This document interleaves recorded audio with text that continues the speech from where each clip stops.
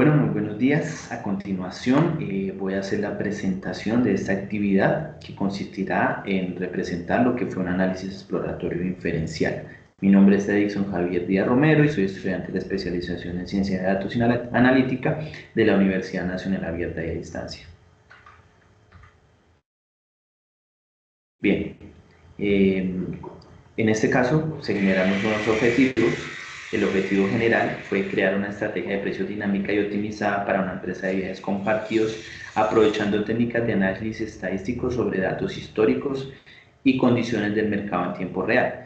A partir de este objetivo general se generaron estos otros objetivos específicos, que el primero fue diseñar la distribución y las tendencias básicas de cada variable individualmente mediante el análisis unidimensional, producir relaciones lineales entre variables que puedan influir en la fijación de precios mediante análisis bidimensional y publicar estadísticamente las diferencias observadas entre los datos mediante análisis inferencial.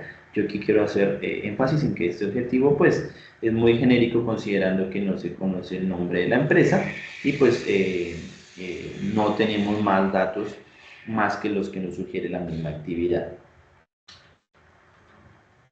Se desarrolló la actividad como tal, la dividimos en estos 7 pasos.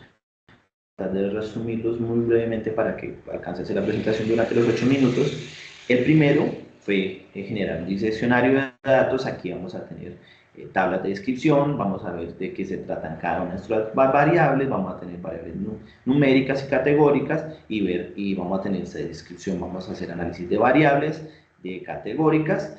En el punto 3 vamos a hacer unas medidas de resumen de variables numéricas, lo que se entiende por media, mediana, desviación estándar. Paso 4 vamos a hacer una distribución de variables numéricas.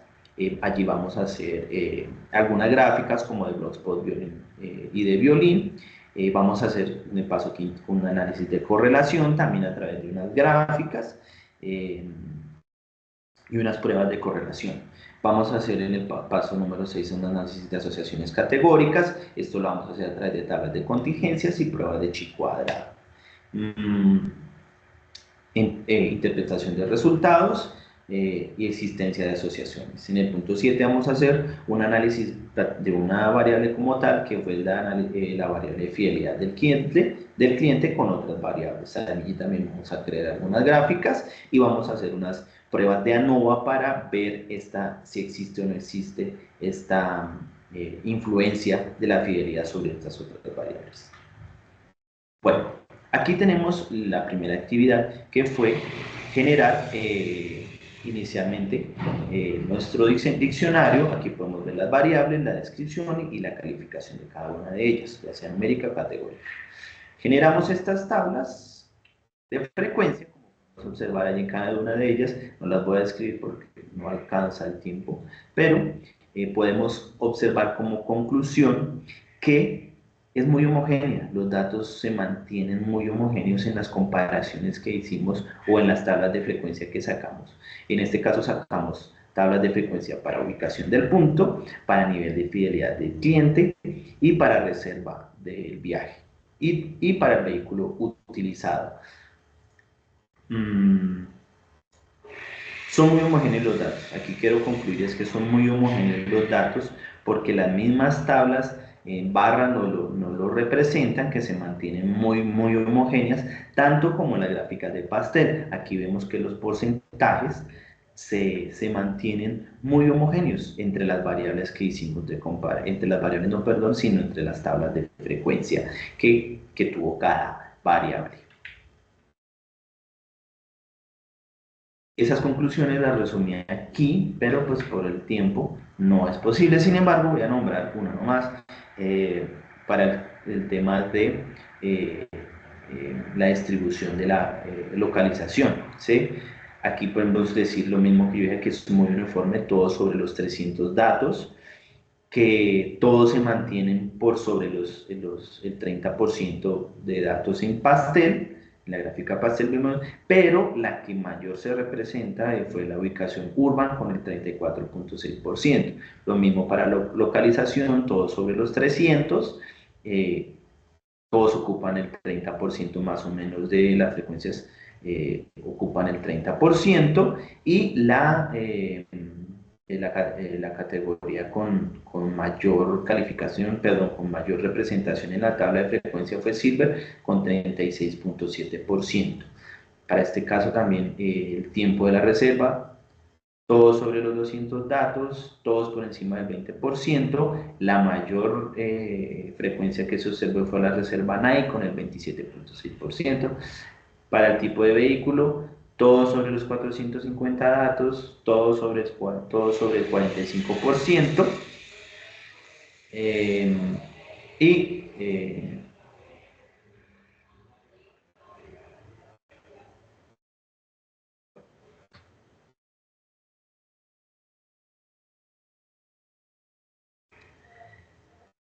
en esta gráfica observamos ya el análisis que le hacemos a las variables numéricas. Aquí también obtenemos en estas tablas los datos que mencioné, que era la desviación estándar, como la media de cada una de estas variables numéricas.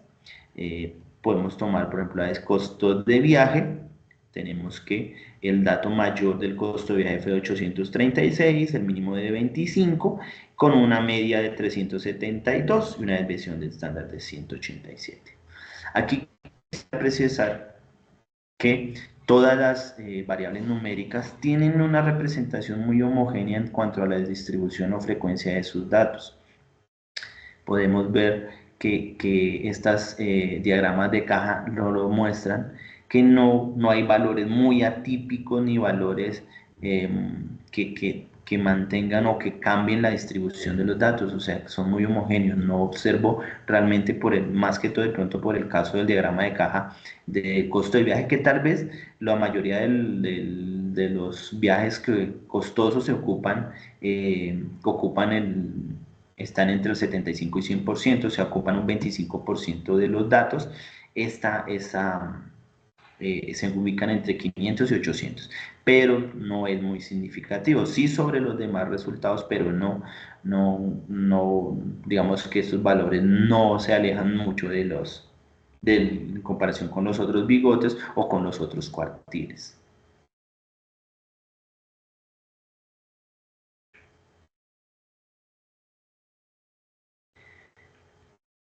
Bien, aquí realizamos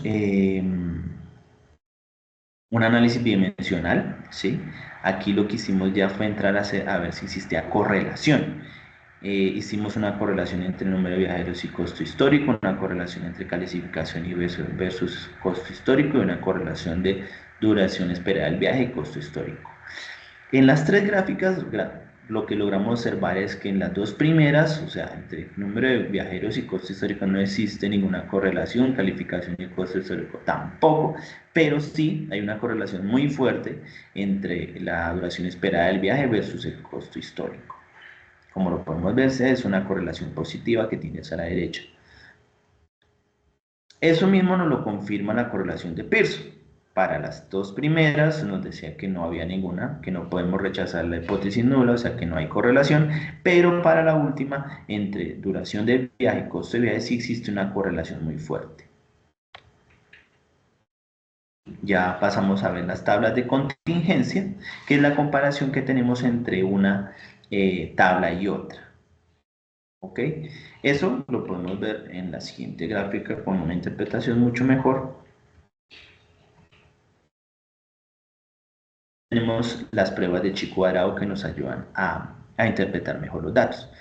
Para la tabla de contingencia entre fidelización del cliente y vehículo del cliente vemos que es muy homogénea, no se puede decir que hay una tendencia del tipo de cliente que tiende a elegir un tipo de vehículo. Por lo tanto, la prueba de chi cuadrado básicamente está diciendo que no existe una asociación estadísticamente significativa. Igualmente nos pasa aquí con el tiempo de vehículo, el tiempo de la reserva, perdón, y el vehículo que se eligió. Hay algunos valores que de pronto sí puntean más que otros, pero no se puede decir que haya una tendencia grande. Entonces, nuevamente aquí la prueba de chi cuadrado nos está diciendo que no hay una relación, una asociación estadísticamente visible. Igualmente pasa con el tiempo de la reserva y con el tipo de cliente, fidelización del cliente. muy homogéneos los resultados, podemos tal vez ver algunos resultados que puntean, podemos llegar a algunas conclusiones, pero en general no se observa una asociación estadísticamente significativa. Eso también nos lo confirman las gráficas de violín que hicimos para este ejercicio, y no, se notan que estas distribuciones son muy parecidas. Por acá hay algunas diferencias que podemos llegar a interpretar individualmente, pero no realmente no significan que haya una asociación entre la fidelización del cliente directa con alguna de las otras variables. Finalmente, para sumar a esta prueba que hicimos, hacemos unas pruebas de ANOVA. Estos fueron los resultados. Nótese que todos los resultados pues, son mayores a 0.05. Esto significa que no podemos rechazar la hipótesis nula de que no hay diferencias significativas entre los grupos definidos por el estado de lealtad del cliente.